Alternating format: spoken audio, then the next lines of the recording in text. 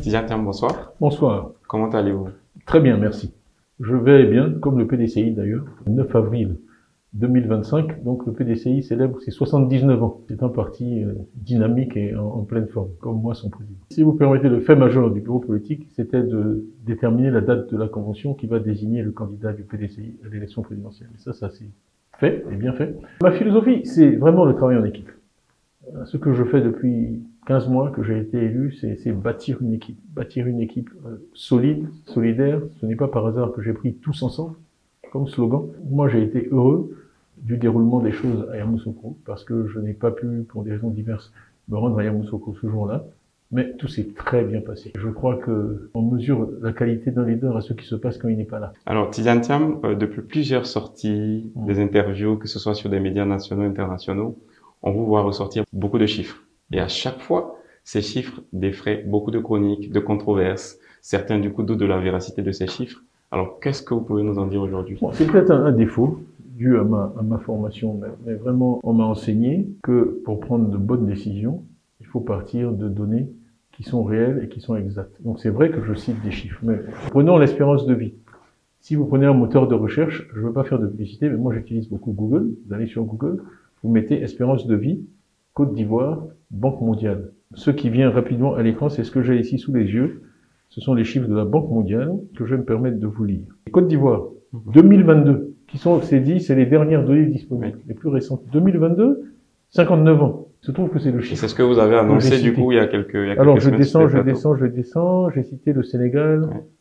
On m'a reproché de connaître mieux les chiffres du Sénégal. En fait, moi, je pars de données objectives. Sénégal, 2022, 68 ans.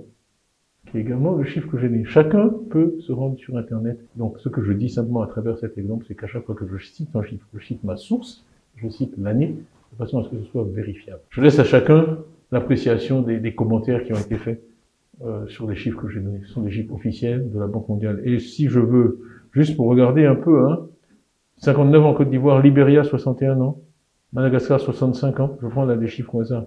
Au lieu de nous lancer dans une bataille stérile de chiffres, je pense que le débat qui est digne de responsables qui ont la charge de la gestion du pays, c'est de nous dire pourquoi nous sommes aussi bas, et ensuite de nous dire ce qu'on peut faire pour remonter, parce qu'on parle de vie humaine derrière tout ça. Et utiliser un sujet aussi grave à des fins politiciennes, c'est lamentable. Et ce n'est pas ce que je fais. Ce que je fais, c'est simplement partir de chiffres officiels et vous observez toujours, pour qu'on ne m'accuse pas justement de manipulation politique, je pourrais trouver des chiffres plus défavorables aux autorités, mais je ne veux pas jouer ce jeu-là. Donc je pars toujours de données officielles auxquelles chacun peut avoir accès afin ensuite de se faire une opinion. En l'occurrence, vous aviez dans votre programme, votre projet pour la Côte d'Ivoire, parlé de plusieurs secteurs, notamment l'éducation. Aujourd'hui, on a une actualité qui défraie la chronique. On voit les syndicats dans l'éducation aujourd'hui qui sont en grève, des moments de grève de part et d'autre, qui créent vraiment une... Qu'est-ce que vous en dites aujourd'hui de tout ça? J'avais fait un discours le 8 février aux enseignants, qu'il fallait que les enseignants redeviennent les enfants chéris de la République. C'est le mot que j'ai utilisé, parce qu'on sait très bien que le premier déterminant du succès ou de l'échec d'un système scolaire, c'est le sort qui est fait aux enseignants. Il y a des décennies de recherche qui le démontrent. Donc quand on veut un bon système éducatif, on doit bien s'occuper des enseignants. C'est l'évidence même. C'est ce que le président Oufoué avait fait, c'est ce que le PDCI a fait, c'est ce qui a bâti la Côte d'Ivoire. Ça, c'est le premier commentaire. Donc l'importance de l'éducation n'est pas négociable. Deuxièmement, les syndicats.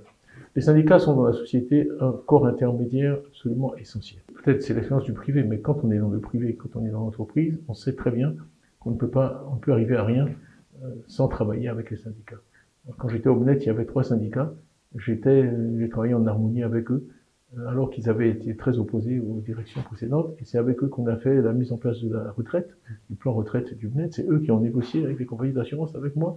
C'est avec eux qu'on a fait tout ce qu'on a fait dans le domaine de la santé, pour le personnel et pour leurs enfants. Regardez l'Allemagne, qui est un pays que tout le monde admire. Les syndicats ont un rôle proéminent dans la gestion du pays. Donc si on transpose ça à l'éducation, on ne peut pas avoir un système éducatif performant et qui fonctionne quand on est en guerre contre les syndicats d'enseignants.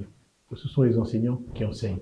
Moi, je souhaite qu'il y ait un dialogue, comme toujours. C'est un mot qui revient souvent parce que je pense en dialogue. Le président Oufoué a dit le dialogue, c'est l'arme du fort.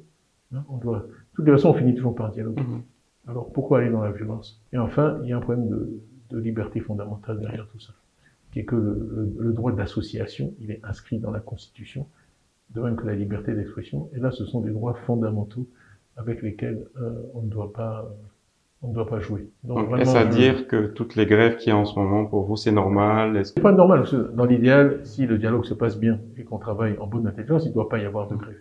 Cela dit, la grève est un instrument légal et nécessaire. Et si le législateur l'a prévu, c'est parce qu'elle a son utilité. Parfois, il y a des moments où, pour faire passer certaines revendications, il faut recourir à la grève. Donc c'est un droit qui est encadré par la loi, qui doit pouvoir être exercé sans crainte. Sans crainte. C'est une chose avant qu'on se sépare. Je n'ai pas répondu à une de vos questions, qui était pourquoi je n'étais pas au bureau politique. En fait, comme je l'ai dit, premièrement, le bureau politique s'est très bien passé en mon absence, et ça, c'est le fruit du travail effectué depuis plusieurs mois pour avoir une équipe de direction unie. Et deuxièmement, c'est que vous savez très bien qu'aujourd'hui, la Côte d'Ivoire n'est pas seule dans le monde. Il y a donc un travail d'explication et de lobbying, j'ai pas de meilleur mot en français, à mener à l'extérieur, auprès des décideurs, auprès des leaders politiques, auprès des médias, qui est très important et dans lequel je suis pleinement engagé. Enfin, dernier commentaire, ça c'est plus pour faire sourire, mais je tiens à dire à tous que je suis toujours en possession de mon passeport ivoirien. Voilà.